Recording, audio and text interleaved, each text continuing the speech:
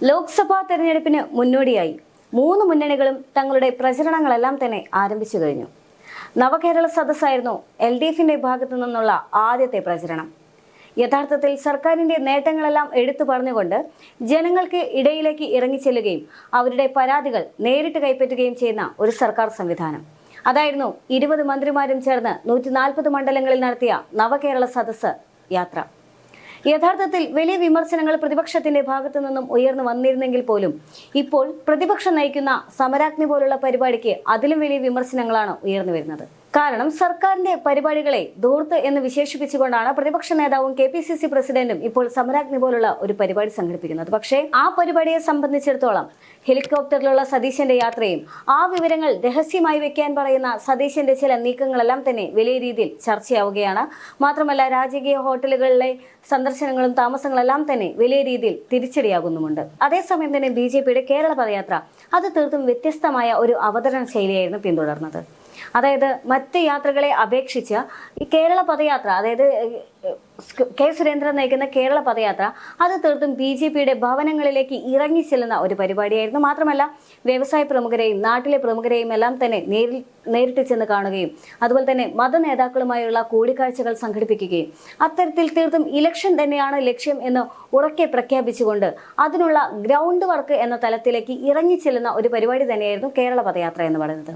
അതേസമയം തന്നെ കേരള പദയാത്രയുമായി ബന്ധപ്പെട്ടുകൊണ്ട് K. സുരേന്ദ്രൻ ഇന്നലെ ഒരു ഫേസ്ബുക്ക് പോസ്റ്റ് ഇട്ടിട്ടുണ്ടായിരുന്നു. ആ പോസ്റ്റിൽ ഉൾപ്പെടുന്ന പോസ്റ്ററിലെ ചില വാക്കുകൾ വലിയ തരത്തിൽ വിവാദമാവുകയാണ്. ഉച്ചയൂണ് SC/ST നേതാക്കൾക്കൊപ്പമാണ് എന്നാണ് അദ്ദേഹം ആ പോസ്റ്റിൽ വിശദീകരിക്കുന്നത്. SC/ST നേതാക്കൾക്ക് ഒപ്പമുള്ള ആ ഊണ്, SC/ST എന്ന് പറയുന്ന വാക്ക് അത് ഉത്തരേന്ത്യയിലെ ഒരു രീതിയാണ്, അത് കേരളത്തിൽ വിലപ്പോകില്ല എന്നുള്ള ഒരു തരത്തിലുള്ള വിവാദങ്ങളാണ് ഇപ്പോൾ കൊഴുക്കുന്നത്. മാത്രമല്ല കേരളത്തെ സംബന്ധിച്ചിടത്തോളം കേരളത്തിൽ ഇപ്പോൾ യാതൊരു തരത്തിലുള്ള ജാതീയതയും ഇല്ല എന്നുള്ളത് തന്നെയാണ് കേരളത്തിന്റെ വാദം എന്ന് പറയുന്നത്. ആ സാഹചര്യത്തിൽ SC/ST നേതാക്കൾ എന്ന് പറഞ്ഞുകൊണ്ട് പ്രത്യേകമായിട്ടുള്ള ഒരു ഡിസ്ക്രിമിനേഷന്റെ ഒരു ആവശ്യവുമില്ല എന്നുള്ളത് തന്നെയാണ് ഇപ്പോൾ സുരേന്ദ്രനെതിരെ ഉയർന്നു വരുന്ന വിവാദം എന്ന് പറയുന്നത്. BJPയുടെ സംസ്ഥാന അധ്യക്ഷനായ K. സുരേന്ദ്രനാണ് യഥാർത്ഥത്തിൽ കേരള പദയാത്ര നയിക്കുന്നത്. പക്ഷേ ആ പദയാത്രയാണ് ഇപ്പോൾ വിവാദത്തിലുമായിട്ടുള്ളത്.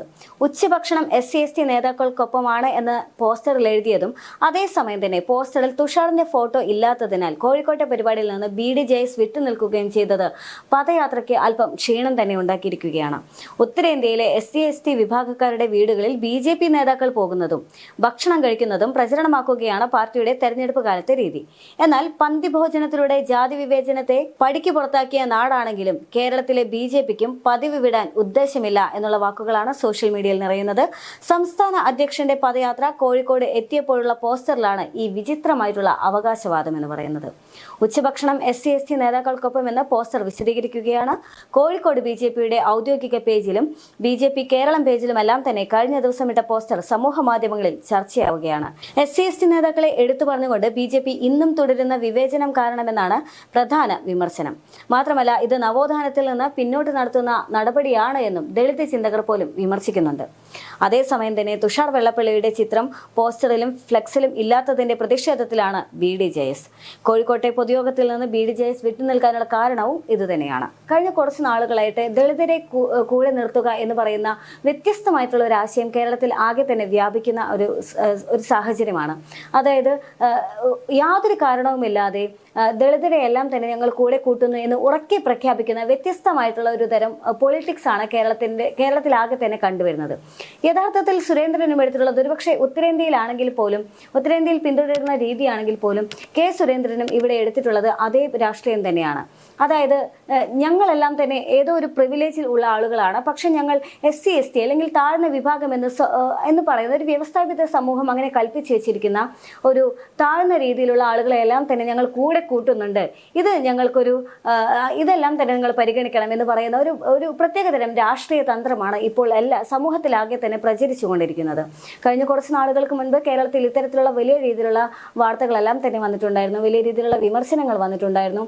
ഒരു ടീച്ചറുടെ ഫേസ്ബുക്ക് പോസ്റ്റ് പോലും വലിയ രീതിയിൽ മാധ്യമങ്ങളിൽ പോലും ചർച്ചയായതാണ്. ഒരു ചന്ദ്രിക സോപ്പിനെ കുറിച്ച് കൊണ്ടുള്ള ഒരു പോസ്റ്റ് വലിയ രീതിയിൽ ചർച്ചയായതാണ്.